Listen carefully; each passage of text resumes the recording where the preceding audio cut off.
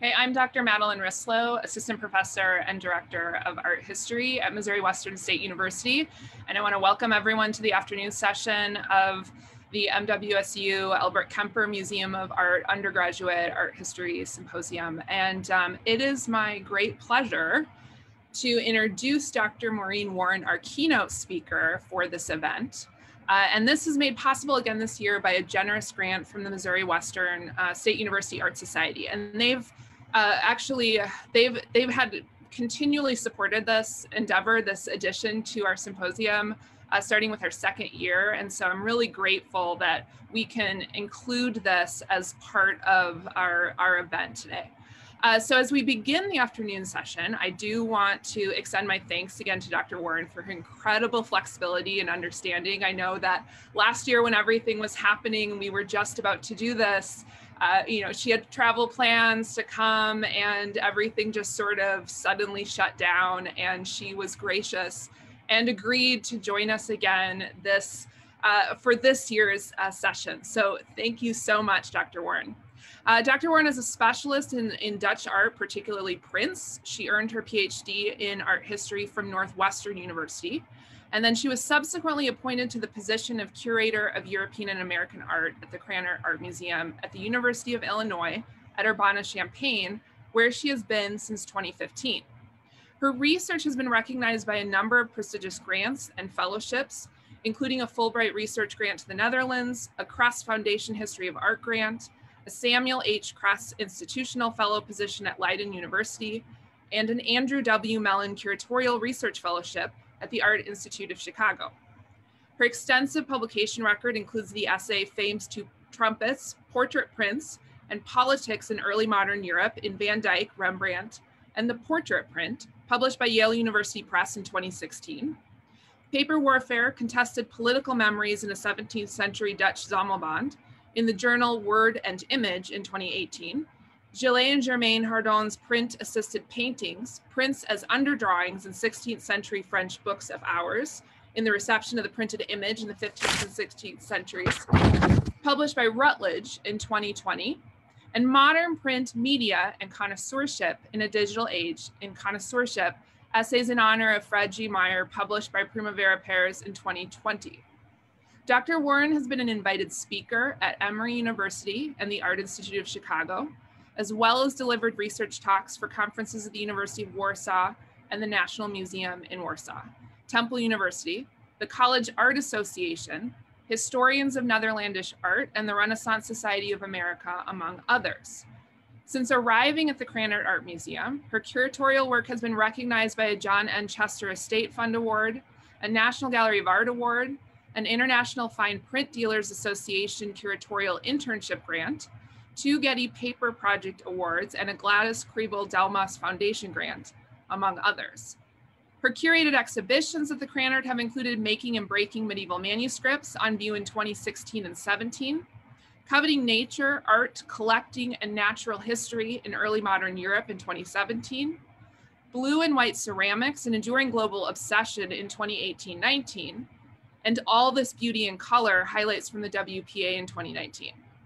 And everyone should mark their calendars as well for 2 exhibitions she has slated to open in 2022, Sacred Supernatural, Religion, Myth, and Magic in Early Modern European Prints, as well as Fake News and Lying Pictures, Political Prints in the Dutch Republic. Dr. Warren recently received an Association of Print Scholars Collaboration Grant for the latter of these, and I believe you just received that, last week? So that's fantastic. Today, Dr. Warren will be speaking on An Eternal Memory Mirror, Cartographic Strategies in 17th Century Dutch Execution Prints, a preview of her forthcoming article to be published this summer in Early Modern Low Countries Journal. So welcome, Dr. Warren. Thank you, Professor Rislow, for that incredibly generous introduction and for the invitation to be part of today. I so enjoyed this morning's talks, and I'm really looking forward to those coming this afternoon. Thank you also to the Albrecht-Kemper Museum. It's really a wonderful privilege to get to share my research with you all. So as was mentioned, this will be, just a second, I'm having trouble advancing my screen. Here we go. This research is part of a larger exhibition that will open in fall of 22 at Krannert Art Museum on political prints in the Dutch Republic. It's going to travel to the University of San Diego and possibly some other venues. So if this is your thing, there's more to be seen later, either in person or through the exhibition publication. So stay tuned. In the 17th century, foreigners marveled at the abundance of artwork in Dutch homes. The most inexpensive and thus popular type of home decor was prints. So you can see in the painting on the left, there is a portrait of probably a Protestant minister hanging on the wall on some rollers next to the fireplace. And then in the tavern scene by Jacob Duck, there is a large news map. So a map talking about a contemporary battle, a sea victory in Brazil hanging on the wall. Prints decorated homes of nearly every socioeconomic class.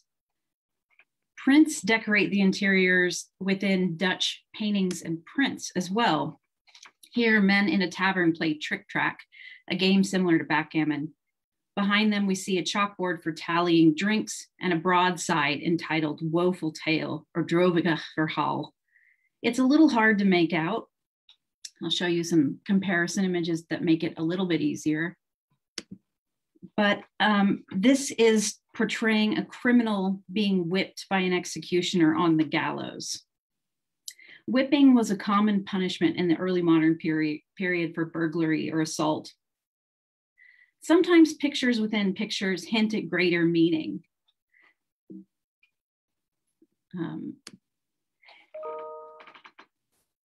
Is that the case here, we might ask ourselves?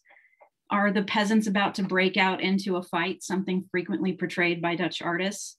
I don't think so. The peasant turned to face us as smiling and sticking out his tongue, inviting us to laugh with him. So in this instance, the broadside with its sensational tale of wrongdoing and comeuppance is right at home in this place of entertainment and socialization. Today, I will be discussing prints that are much less lighthearted. They depict 17th century political executions, beheadings, drawing and quartering, and other sorts of public execution. When we think of the artwork hanging in 17th century Dutch homes, we might imagine windmill-studded landscapes and portraits of dour-looking people. But some households were decorated with these images of death and dismemberment. Why? Today, I'll argue these prints affirmed membership in various communities, especially faith communities, and people's sense of justice and good government. To make this execution imagery, publishers took inspiration from one especially well-regarded type of print, wall maps. Wall maps could be embellished with letterpress, decorative borders, and hand coloring. Large wall maps were made by the first generation of celebrated Amsterdam map and newsprint publishers from the late 16th century onward. These large maps were usually mounted on canvas and framed or hung from wooden rollers. Today, I'm going to be focusing on one publisher in particular, publisher and printmaker Claes Janssen Visser. And here you see a map of Amsterdam, just showing you how tightly clustered these different publishers are around the Roken, which is the main thoroughfare leading into Amsterdam, and then Dam Square. Visser started his career working for some of the most important publishers in Amsterdam: Willem Jans Blauw, Herman Allerson, Cornelis Claes, and Peter van der Keer. Visser designed and sometimes etched embellishments for their maps. His employers were at the heart of Amsterdam's news and cartographic networks. They were innovators, finding tremendous financial success by packaging visual and textual information in attractive printed formats, both large and small. Honing his artistry and learning in the publishing trade from these cartographic titans made Visser uniquely situated to dominate the art market for news maps and news prints.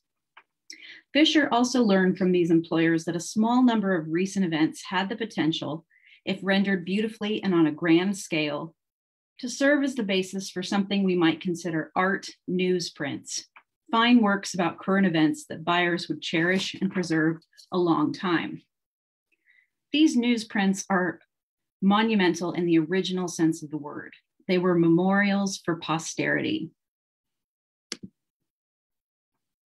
Map and newsprint publishers Claes Janssen-Vischer and Herman Allardson developed a new kind of wall print in the first decades of the 17th century that depicted contemporary political executions. And I'll discuss this later on, but we know that these were probably hung on walls because of their large size. The print on the left could easily enough be tucked into a book without any accompanying text, but as you'll hear, as I'll explain, I think it probably originally had text very much like the one on the right. The scale, sophisticated organization of visual and textual information, and superior aesthetic qualities, all strategies borrowed from wall maps, enhance the commercial and polemical value of these prints. Vischer's early professional relationships and training in cartographic circles laid the foundation for his later dominance in the field of newsprints. They helped inspire his later multi-plate compositions and the relationship between text and image in his subsequent execution prints, as well as later multi-plate, multi-edition news maps. Viewing execution imagery on the wall had different implications than seeing it in more traditional formats, such as single sheet prints or illustrated texts. Vischer made his first execution print in 1606 when he was just 19. It portrays the gunpowder plot conspirators in London in 1606. Vischer was not yet a publisher, so this print was likely issued by William Jans Blauw or Herman Allardson. Several Amsterdam map publishers were adept at capitalizing on recent events. They made smaller prints, such as monumental works, as well as monumental works, such as Blauw's 1607 Ode to Jacob van Heemskerk and the Battle of Gibraltar, which features a very large multi-plate etching by Vischer, along with extended letterpress text. I mean, this is a really big print, truly poster size on the wall. On the etching, the gunpowder plot etching, a descriptive title in Latin is held aloft by allegorical figures of justice and fame, or in this case, infamy. Using continuous narrative, 8 executions are shown, 4 that occurred on the 30th of January in St. Paul's Churchyard, and 4 the following day outside Westminster Hall. In the foreground and at right, 5 men are hauled to the place of execution on hurdles, a practice that was a mark of dishonor and part of their punishment. Those are the woven mats. One condemned man is being hung from the gallows. Another is quartered with an axe as his heart is torn from his chest, and pieces of a third are boiled in a cauldron. Observers from all walks of life watch the spectacle, along with soldiers present to keep the peace. Vischer might have portrayed this rather Netherlandish-looking town square because he lacked the necessary images of London. Nevertheless, the stepped gables likely evoked memories of Spanish-sponsored attacks against Protestant leaders closer to home, or fear of future attacks. The criminals are numbered from 1 to 8, indicating that the print originally had an accompanying text. It probably identified the men and recounted the more salacious details, like the fact that Guy Fawkes intentionally broke his own neck on the gallows to avoid living through his various tortures. This text likely had an explicitly partisan perspective, like the execution print Vischer helped to make 4 years later. But because this text is lost, we can only speculate. There is good reason to group the prints together, given their physical similarities, and because both describe antagonism towards Protestant leaders abroad. And here I show you the 2 prints. The gunpowder plot print is laid on top of an image of the second print I'll discuss, the murder of Henry IV, just to show you how very similar they are in size and format. The second execution etching from 1610 is nearly the same size and shape. So the first is 23.4 by 33.8 centimeters, and the second is 26.7 by 32.2 centimeters. So, a few centimeters difference. suggesting these two prints had similar formats when combined with their accompanying texts, and perhaps suggesting that both were published by Herman Allerton. The second print portrays the murder of King Henry IV and the execution of his assassin, Francois Rayovac. Rayovac is shown climbing into the royal carriage, brandishing a knife. The composition includes portraits of the king, his widow and heir, and the murderer. The title, written in Latin for a broad educated audience, emphasizes the centrality of the murder. It reads, "Representation of the accursed patricide committed against Henry IV, King of France and Navarre." Fisher's etching, like the execution ritual itself, sought to produce a sense of proportionate justice. Early modern Europeans were deeply invested in having a system of scalable punishments that could be layered to match the crime's severity. Proportionate justice left little room for error. If an executioner botched a beheading, not severing the head in a single stroke, he might be stoned or even killed by onlookers. To ensure civic tranquility, punishments could not be too harsh or too lenient. For that reason, not all death sentences were equal. They were more or less painful, and more importantly, more or less shameful. Regicides had it the worst. They were given the most prolonged, excruciating, and shameful death. Vischer pictures Rayovac's punishments in the corners. At top left, the executioner burns his right hand, which holds an ornate knife. In reality, the executioner pierced Rayovac's hand with another knife, the murder weapon having been lost, and then burned it with molten lead. Regardless, the meaning is the same. The part of Rayovac's body that killed the king had to be punished first, and preferably with his own weapon. Opposite, the executioner tears flesh from the murderer's chest and thighs with pincers. At bottom, horses rip his limbs from his torso. Drawing and quartering with horses was an extremely rare punishment. There are only about a dozen recorded instances of this in European history. Opposite, the executioner carries a pair of limbs away, with children cheerfully following behind. And in the background, he hangs one leg from a tower for all to see. In his image, Fischer omitted certain disorderly and unpleasant aspects of the story. The quartering had not gone smoothly. An exhausted horse had to be replaced partway through, and even still, the executioner had to resolve to cutting away Rayovac's limbs. What's worse, some spectators took trophies from the corpse, some of them even cooking and eating the flesh. Mutilating and even consuming the bodies of traitors was a symbolic act of cleansing that helped the populace restore authority to their rightful leaders. But it didn't exactly suggest ordered and measurely justice. Fischer situates the viewer in the scene, placing us in the crowd so that we participate in the spectacle. Literally and figuratively, Rayovac's punishments surround his crime. Rather than one single ritual, the penalties ordered by the judges and depicted by Vischer function like so many veils draped over Rayovac, dishonoring him in accordance with the severity of his crime. In many ways, this print epitomizes 17th century Dutch execution prints. Killers, victims, or executions had to be extraordinary to compel publishers to issue newsprints. The assassination of a monarch and the cruel, antiquated punishment of a fanatical kingslayer was nothing if not extraordinary. Two impressions of this print survive with their letterpress intact, and together they reveal that the work was co-published. They are identical in text and image, except one names Allerton as publisher and the other Vischer.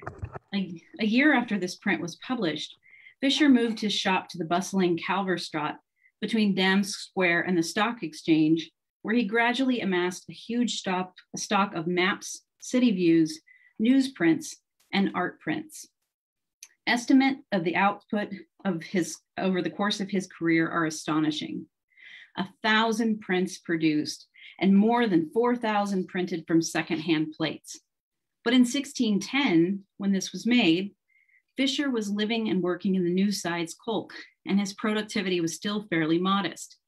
He had been a publisher only 3 years, and his early offerings were mainly copies of maps made by others.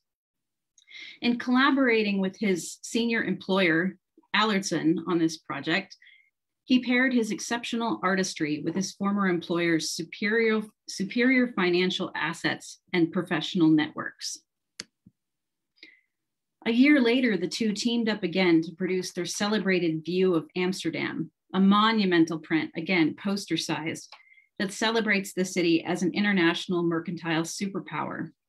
The accompanying text praises Amsterdam as a source for, quote, all sorts of works on paper in such abundance that their number could hardly be counted, end quote, including the kinds of things found in Blau, Allardson's, and Visser's shops, books, art prints, sea charts, and all kinds of beautiful and precious maps of the entire world, large and small, white and hand-colored. The execution print Visser and Allardyce co-published is significantly larger than earlier 16th and 17th century execution prints. It is roughly the same height as most contemporary broadsheets, but twice as wide and almost double the size of the newsprints that came from the Cologne firm of Franz Hohenberg. The latter had set a certain standard by producing newsprints with more frequency and greater homogeneity than any other European publishing house. From 1570, he made prints either as a series or individual works with a shared format, which lent themselves to being compiled and preserved in bound volumes. While any newsprint could be printed on the wall, larger prints like this one were more likely to be hung up. The large scale of these execution prints enhances their explicitly commemorative function.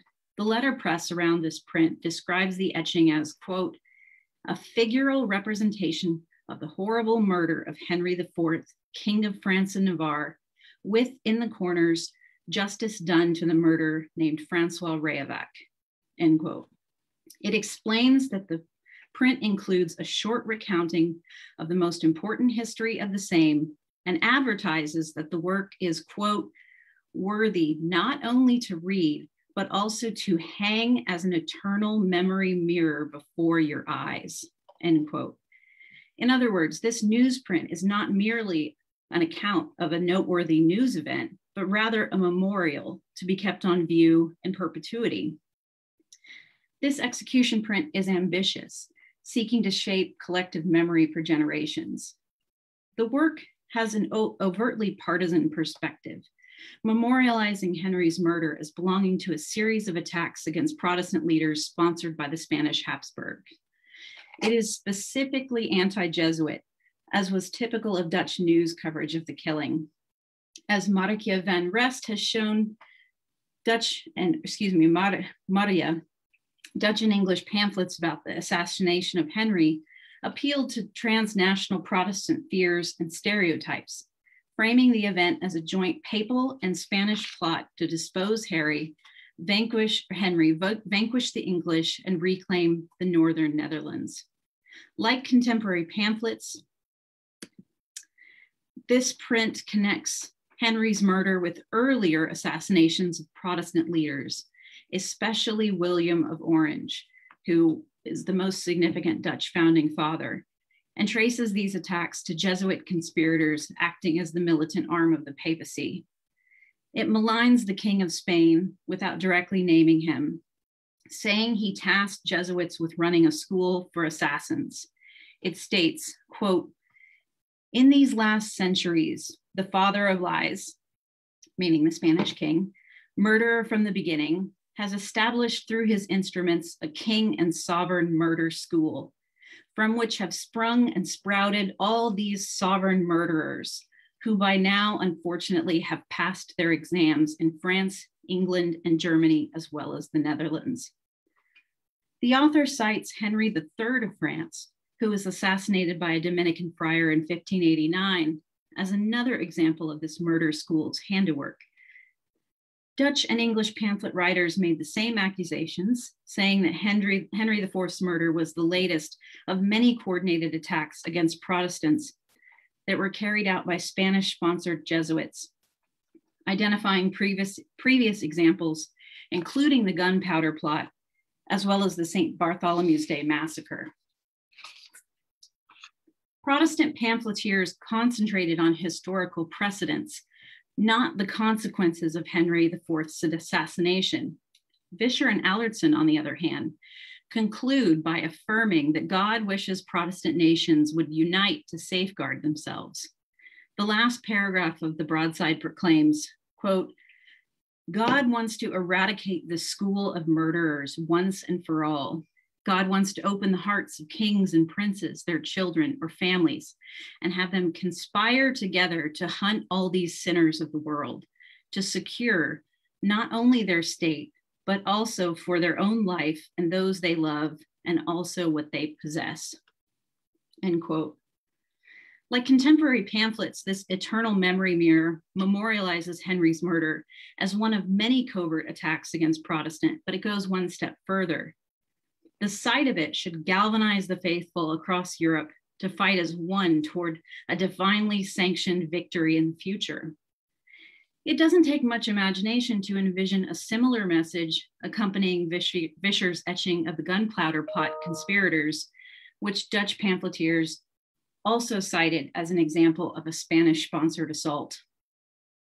I also want to mention that while a publisher or printmaker's faith does not always affect the work they produce, it is worth mentioning that both Allardson and Vischer were Calvinists, and they sided later on with the ultra-conservative counter-remonstrance. Their print about Henry IV was published at the start of the 12 Years' Truce, while debates raged about the merits of peacetime trade versus continuing the war until the Southern Netherlands was won. Their newsprint is part of a larger body of print media that attempted to expand and revitalize the pro-war faction in the Republic by appealing to the rampant Hispanophobia. Fearing that young people might not believe their parents about past atrocities, one such publication, John Downes' 1606 memory book, explains that all people must, quote, see as clear as a mirror the bloodthirsty heart, the old hatred and the hidden plans the Spaniards and their adherents have borne and still bear toward the miserable Netherlands, end quote. Likewise, in the mirror of youth, which was meant to, quote, instill in children from a young age and to drill into their hearts the hatred of the imperious Spaniards and to ensure internal remembrance of Spanish cruelties. These texts function in a manner similar to the newsprint. Both memorialize allegedly Spanish-sponsored attacks or plots, all while visualizing the violent means by which the Habsburgs were attempting to recapture the Northern Netherlands. So I realize this is a very busy slide, but I'm going to very briefly summarize something that you could spend many volumes of a book discussing. So I'm going to be talking next about Johann van Oldenbarnevelt, the guy in the lower left, and also the Prince of Orange, Maurits, Prince of Orange, who's directly across from him. So Oldenbarnevelt is the advocate of Holland, Holland being one of the provinces in the United Netherlands, and it's by far the most wealthy and powerful province. They control something like 75% of the budget for the Republic. So one of the two most powerful men in the country, and Prince Maurits, the stadtholder, controls the land and sea troops. He's the military leader. And each of them aligns with a different sect within the Dutch Reformed Church, the Remonstrance and Counter-Remonstrance. But I will not get into those religious distinctions today. But the important thing to know is Oldenbarnevelt is in charge of Holland, the most powerful province, and he aligns himself with wealthy merchants. And Maurits, it's in his best interest that the war with Spain continues. So that's condensing a lot very quickly, but as you'll see, it's important. In 1619, the advocate of Holland, Johann van Oldenbarnevelt, fell victim to the international press and diplomatic campaign to unite forces to oppose a supposed Habsburg papal plot against papal nations.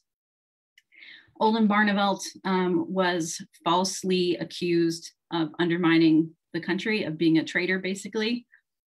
And he was tried, convicted, and executed. His trial and execution could not have been more controversial. The government had passed a secret resolution to arrest him, which violated the legal right of every province to judge its own citizens and servants unless they had approved extradition. In addition, not all of the jurors on his jury were lawyers, and some of them were even his personal enemies. This execution, or judicial murder, depending on your political persuasion, permanently fractured Dutch society on issues related to Reformed theology, the relationship between church and state, and the balance between provincial and national power. The fall of his regime resulted in a ceasefire between these warring factions, but with tempers running high at home and allies abroad torn on the wisdom of the decision, this armistice was highly unstable. Sensing this volatility, Vischer and other printmakers made highly ambivalent newsprints. Dutch publishers could openly abuse the Spanish king and Jesuits for crimes committed abroad, but not an illustrious fellow citizen charged with more equivocal charges on his home turf. The advocate or lawyer for Holland, even if he died on the scaffold after having been found guilty, was second only to William of Orange as a founding father. And as representative of the provincial government of Holland and the nation as a whole in international affairs, to denigrate Oldenbarnevelt was dangerously close to denigrating Holland and indeed the entire republic. On the other hand, he had been found guilty, if not of treason officially, then at least of undermining the unity of the republic and endangering its freedom. Indeed, this was a unique situation, a state-sponsored beheading that did little to quell the uncertainty and animosity, and which merely produced a ceasefire rather than restoring governmental and social equilibrium, as executions were intended to do. In the end, Vischer found a safe way to capitalize on these events. He affirmed the verdict and avoided any partisan personifications or allegorical elements like those in his image of the gunpowder conspirators. But his representation was not neutral. This is the first print he made of Oldenbarnevelt's beheading. He omitted a cordon of soldiers that had encircled the scaffold to prevent possible interference from disobedient citizens. And he even included spectators climbing on the platform for a better view, which was an obvious fiction that was never allowed. More importantly, he did not produce an accompanying text. The title reads, Image of Justice Done on 13 May 1619 to Johan van Oldenbarnevelt, former advocate of Holland. When he re-etched this composition, he shortened the title to Justice Done to Johan van Oldenbarnevelt on 13 May 1619. In the second version, he downplayed the military presence even more, replacing the regiment in the lower left corner with civilians. That's right around that tree. I'll go back. So you see soldiers with lances, just regular citizens. Of course, having two plates had a practical function as well as an ideological one.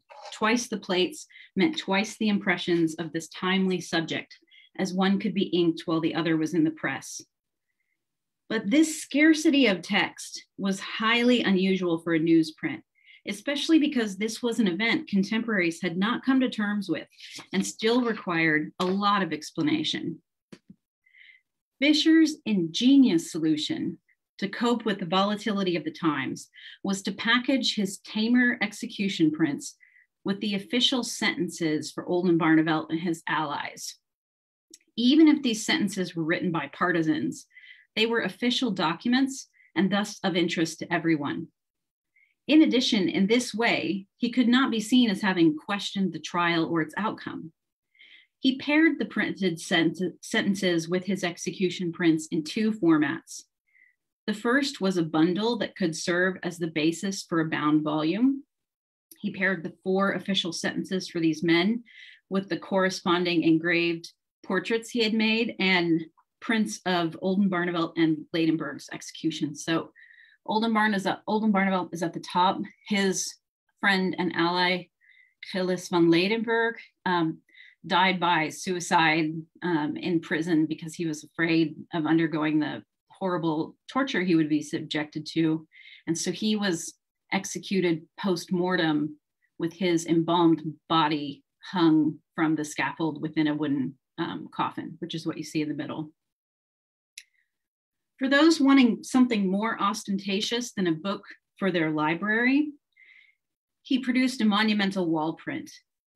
3 states of this print survive in unique impressions, demonstrating that he experimented with the plates he had on hand, rearranging them and re-etching the executions to produce a monumental, eye-catching composition.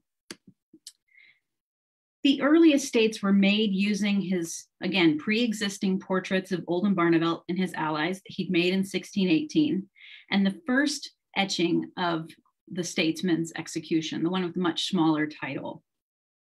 One has a horizontal orientation and the other vertical, but both suffer aesthetically from the somewhat arbitrary direction the portraits face. In addition, they both lack an image of Ladenburg's execution, which Vischer had first etched as a square-shaped print. A third variant incorporates the execution prints that he re-etched, so the Oldenbarnevelt with the bigger title, and then a rectangular image of Ladenburg's execution.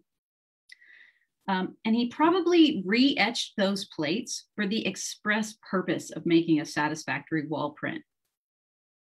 The first of the 2 etchings is the Oldenbarnevelt's. Its second larger title better suits the scale of the wall print. And the second shows Ladenburg's execution. The plate is the exact same format as the portraits. And it also incorporates a view of Löwenstein Castle, the castle that's on the very narrow strip below the gallows at the top. And that is where 2 of Oldenbarnevelt's allies were sentenced to be imprisoned for life. With the addition of these 2 plates, Vischer memorialized the punishment of all 4 statesmen. However, this state was not totally satisfactory either, perhaps because it remained awkward. And while it included Johannes Utenbogart, the man at top right, who was a minister who fled the Republic to escape trial, it lacked the final portrait from Vischer's series, that of Adolf van der Waal. Van der Waal was the only member of the entourage to confess to any wrongdoing during the 6-month-long trials. He requested a pardon in exchange for clemency and was exiled for 6 years. Now, van der Waal was much, much less famous than his peers, but the fact that he confessed, along with Ladenburg's death by suicide in prison, these were construed as evidence of guilt of the entire regime by Oldenbarnevelt's enemies. And therefore, a truly successful wall print required all of these portraits. The 4th and final state combines all 6 portraits and the 2 execution prints in a striking horizontal format. This design is almost perfectly symmetrical. Utenbogart's portrait is the only one turned away from center. The layout has a pleasing logic and flow. Oldenbarnevelt is in the privileged position at top left, turned in the direction of his beheading. Utenbogart, the leader of the religious faction, is opposite him. At bottom left, the 2 men who were imprisoned in the castle turn toward the castle at the bottom. On the other side, Ladenburg is right next to the gallows where his coffin and body are displayed. He's facing that. And then van der Waal takes his spot at the end. Many impressions of this print survive, some like this one with really great hand coloring, testifying to Vischer's commercial success with this experiment. Together with the printed sentences, this wall print and the print bundles disseminated an authoritative vision and rationale for these very contentious events. When adding these smaller plates to a larger one, Vischer likely took inspiration from maps with decorative borders, which had always been part of his repertoire. And I want to point out that these maps, just like those execution prints, are made of multiple plates, either printed on separate pieces of paper and pasted together, or somehow in a like additive process. The plates are many. It's not just a single plate. Such maps had existed since the last quarter of the 16th century. Vischer was one of the early exponents of the genre and did much to popularize it. The eminent cartographic scholar Gunther Schilder said maps with decorative borders must be considered one of the finest products of Amsterdam's map-making industry because of their artistic ingenuity and the vast amounts of knowledge they represent. Unfortunately, the number and variety of wall maps is uncertain because their survival rate is exceptionally poor. Their scale and the prolonged exposure to light, humidity, grime, people's hands, varnish, made them much more vulnerable than atlas maps or other prints that were preserved in volumes or portfolios. And primary sources mention many that no longer survive. Wall maps were especially appealing to Dutch families that participated in mercantile exchange, investors in the East and West India companies, and those interested in scientific expeditions, colonial ventures, and warfare. Oldenbarnevelt himself displayed 7 printed wall maps of the world in gilt frames in his home, which is not surprising given his vocation and his central role in establishing the Dutch East India Company. We can speculate as to the buyers of Vischer's execution prints, given the anti-Habsburg and anti-Catholic tenor of much media coverage of the gunpowder plot, the murder of Henry IV, and certain reports about Oldenbarnevelt. Vischer and Allertsen must have known Protestants would be interested, and not only those in the Republic who might read the Dutch letterpress, but also elite buyers abroad for whom there were captions in Latin. Vischer's 1619 execution prints had even broader appeal. Certainly Oldenbarnevelt's enemies would have been enticed, and that includes strict Calvinists, proponents of the establishment of the West India Company, and the pro-war faction. However, because Vischer carefully avoided partisan editorializing, his prints could appeal to Oldenbarnevelt's proponents as well. This was fiscally smart, but ultimately did not serve the government's intention of ending debate. They banned images of Oldenbarnevelt and his allies on the 7th of November, 6 months after the statesman's beheading. Nevertheless, Vischer had more than proved his proficiency as a newsman. In the 1620s, he would go on to become the official spin doctor for the directors of the West India Company, which included many powerful enemies of the advocate after he had postponed the formation of the West India Company to secure the truce with Spain. After these successful experiments with multi-plate, multi-edition execution prints, Vischer was primed to capitalize on the media storm surrounding a foiled plot in 1623 to assassinate Prince Maurits, which was spearheaded by Oldenbarnevelt's resentful sons. The plot to murder the prince and its aftermath were major news. Over a period of several months, 14 men were executed in 3 cities. Vischer made a total of 7 execution prints about these events. 4 of them depict multiple executions in different cities. And then he took the plates for those 4 and made 3 more by combining the plates together.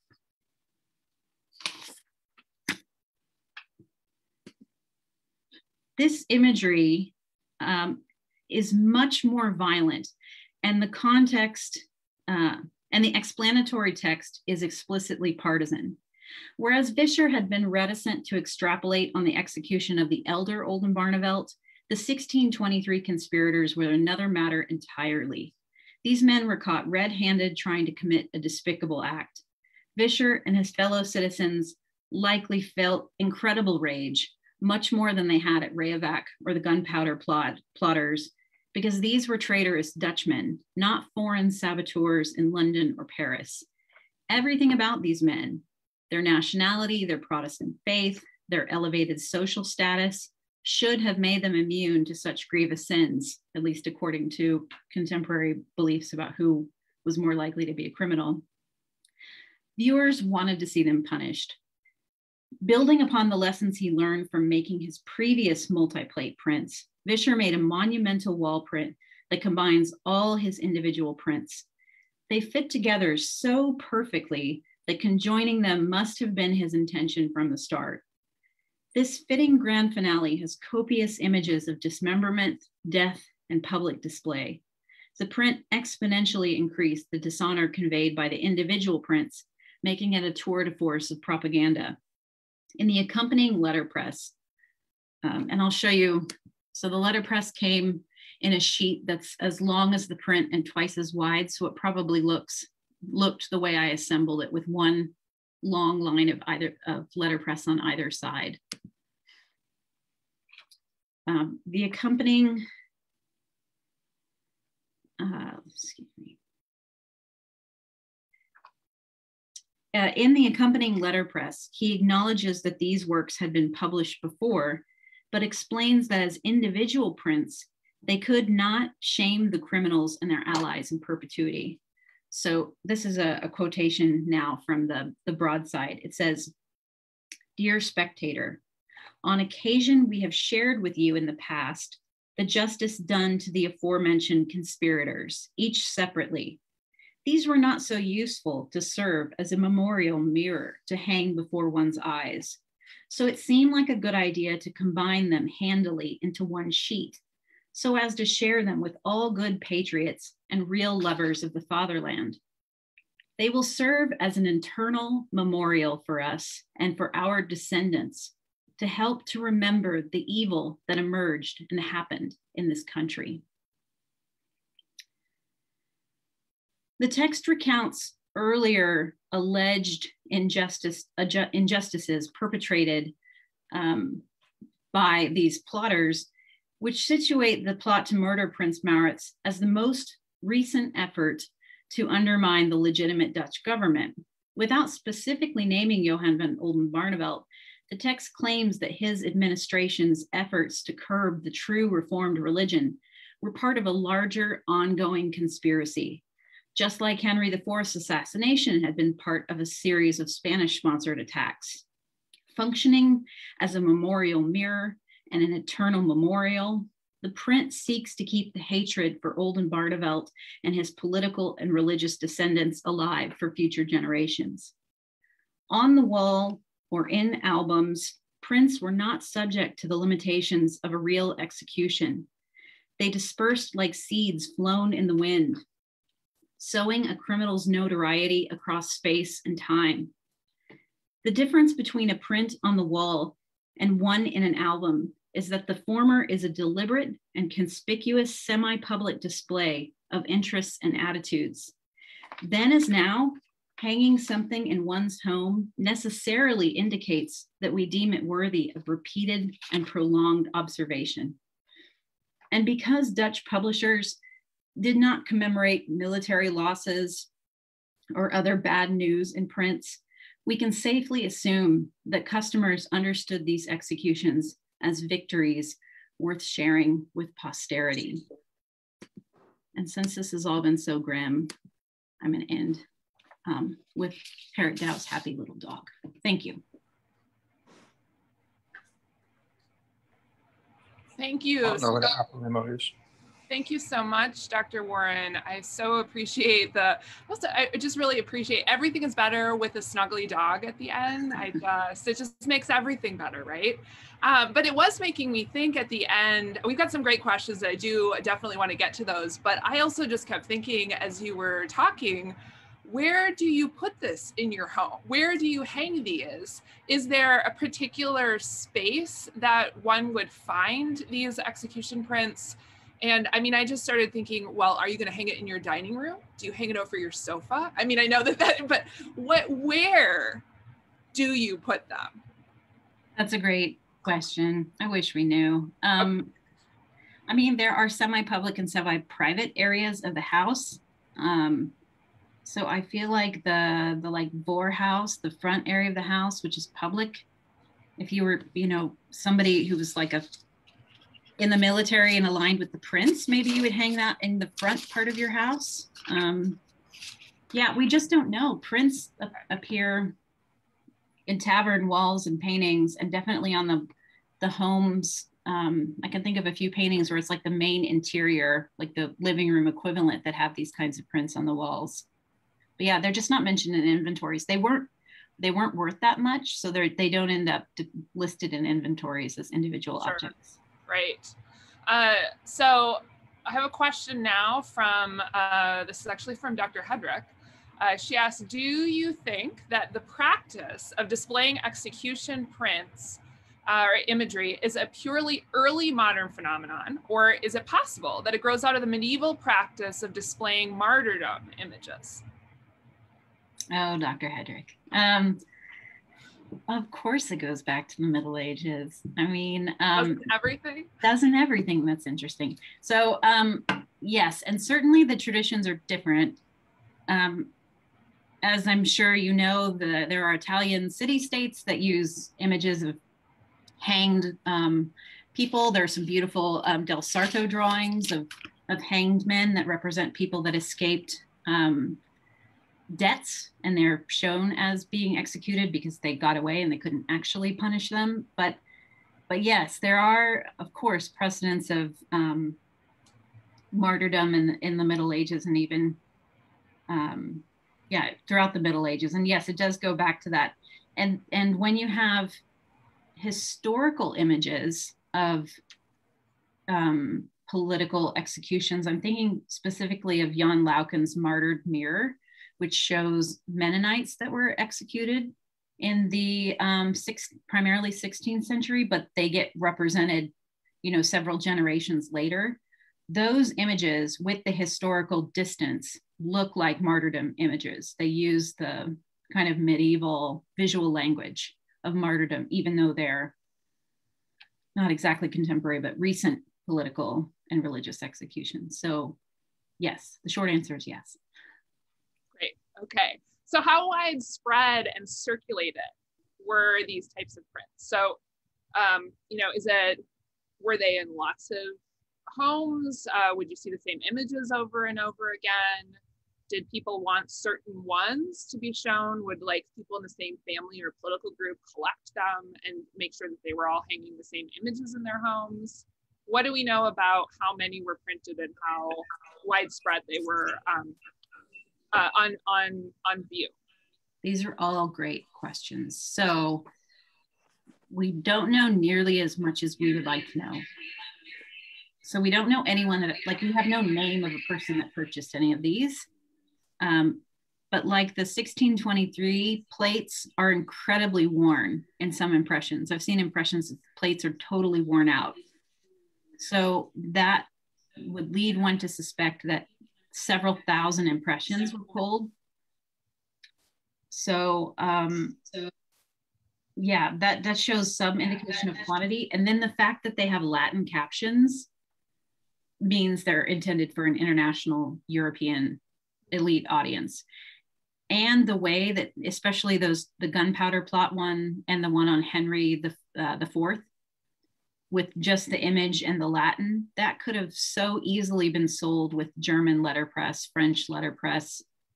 But the letterpress is incredibly rare for it to survive. Again, out of all of those thousands of impressions, 2 copies have letterpress and none for the gunpowder plot. So how accurate do we believe these are? We had a couple questions in the comments about, okay, were the artists who made them actually present at the executions? Were there detailed descriptions that were recorded of them that they would have had to go off of? Like how well do they reflect an actual historic event? That's great. So there's a range. Some of them are very accurate, except with some sort of meaningful alterations that I would say are editorializing and not mistakes. Like Vischer not including the soldiers that were around the scaffold, that was purposeful. He wouldn't have made that mistake. And the quality of the drawing of that, I lived in that city for 2 years. I've been through that square 1,000 times. It is dead on. He definitely had drawings from that site, but he was in Amsterdam. Those executions took place in The Hague. There were daily, regularly scheduled little canal boats that you could take like a train, like you would today. Like you'd say, like, I'm going to get on the 9 a.m. Trek fleet to Haarlem or to The Hague, and I could go. He could have gone. He could have easily gone and seen those things himself and sketched it in person. There's no evidence, but given how much he made images to support the government, it would make sense if they invited him to come and have a good seat to draw. But there's nothing to suggest that in actual archival evidence. Do you think the practice of displaying these prints is related to the practice of hanging maps on the walls in terms of like, is an execution print a similar, having an execution print, is it similar to acquiring and amassing quantitative or qualitative knowledge about the world, collecting knowledge? Is it reflecting any kind of form of wealth by having them? And I mean, kind of related, would you want to have multiples of them in your home, or do you just need one execution print? And that might be given we don't have the data on who had them, where they were placed. Maybe it's impossible to answer that too, but do they reflect some sort of a mass of knowledge, of wealth? Can we find any connection between those? Absolutely. So the thing that springs to mind, so I showed the bundles that Vischer made with the prints and pamphlets. There are 2 intact 17th century books that include those prints and pamphlets in the same order. So that originated in his shop. Both of them were augmented by the buyer with more, but that was typical. You would bind lots of things together, or you could. And so those volumes are both thematic. So like one of them is about more religious issues, and the other one is very much focused on, like, you could say, like, centralized government versus like Confederacy. Like they're related to like government ideology. So someone saw these historical events in both instances as, wanting a record of it. Even they surely must have realized it was partisan record, but wanting to kind of have this historical compendium of texts at the time that discuss these issues. They're organized in really interesting ways, not always chronologically. So people definitely kept them and accrued them, but it just becomes different. Like putting something in a book and binding it and keeping it for posterity is a different use and viewing, obviously, than like hanging something on your wall. And wall maps, for as much knowledge as they represent, some of them are incredibly political. Like the maps of Brazil that, Brazil is attractive to the Dutch because they want to harvest sugar with slave labor. Like it has to do with colonialism and warfare with especially Portugal, and Dutch ideas about dominion over land and people and capitalism. They're intensely political. So yes, they're knowledge about the world, but they're also often about nationalism, sometimes colonialism. They're highly motivated imagery also. Great. Now we are unfortunately about out of time on the Q&A, and I mean, there are so many great questions in here, but probably a good one to end with would be, could you tell us more about your upcoming exhibition and how the prints you've talked about today factor into that? What a treat, of course. Let me see if I can back up quickly to the slide on the exhibition. So the exhibition is different methodologically, very different than what I've given you today is, very standard social historical art interpretation. The exhibition is very much about methodology. It's about how did these artists, whitewash terrible things that took place, praise leaders and events, ridicule enemies at home and abroad, which is why I gave it the title that I did, because a lot of people think about, political caricature or political satire, and they think of 18th century artists like William Hogarth. But actually, the fact that the Dutch Republic is a confederacy and does not have a strong centralized government and does not have a monarch means that they have terrible censorship. It's really ineffective, and artists get away with a lot more politically and are very innovative in the 17th century. And they create many tactics and techniques that are still, in memes and political comedy, in sketch comedy and the like. So it's really about sort of illuminating the similarities between our present media, visual heavy media coverage of politics and humorous coverage of politics and 17th century Dutch prints. So the show is not so much about Dutch history, or maybe it's just enough to explain what's happening in the prints. It's really more about what tactics did artists have? What were the tools in their toolbox to be making political messages that would travel across borders and in many instances become viral, be copied, be spread, and catch on and have a political impact, whether that's shaping how people saw the past or shaping their collective action for the future. So it's really it's the same material, but a very different approach. Well, thank you so much, Dr. Warren, for sharing all of your research with us, giving us this preview of this upcoming exhibition. And I feel like, well, by the time this is out, we should all be able to travel with cross our fingers. So we can either head to the Krannert Art Museum or the University of San Diego, depending on the kind of weather we might prefer, right? So we'll definitely all mark our calendars and look forward to that. So appreciate this, Dr. Warren, and we will continue to follow your work. So